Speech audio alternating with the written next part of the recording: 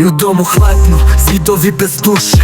Malo dete, a snovi se već ruše. Od malih nogu sam video pakao. Otac pijen, razbio bi sve što je takao. Brat mi luta, igla mu je drug. Skrenuo sa puta, otišao na drugi put. Na stolu hleba, ali bez ičeg više. Na polju mrak, a u sobi kiše. U školi drugačiji nose majke, a fajke, niko da te vaspita, vaspitač tenk. Otac čuti, flaša mu jedini brat, a ja gledam u krst i pitam Boga šta sad.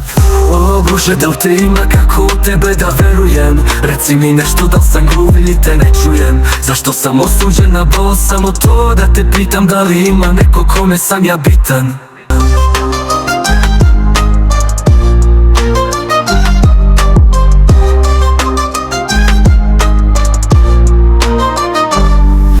Gledam ljude, šetaju sa svojom kevom. I ja bih voleo tako, makar to bilo jedno ulice sa osmehom, ali sa puno bola. Odrastanje na ulici znači ulična škola. Uvek upadao u probleme, a riba kao riba svaka će da te sjebe.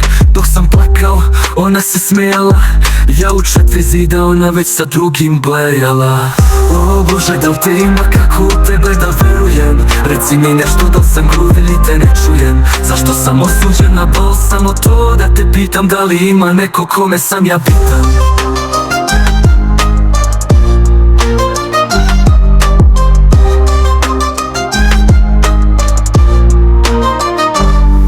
Sve je tu, i parkovi i klupe.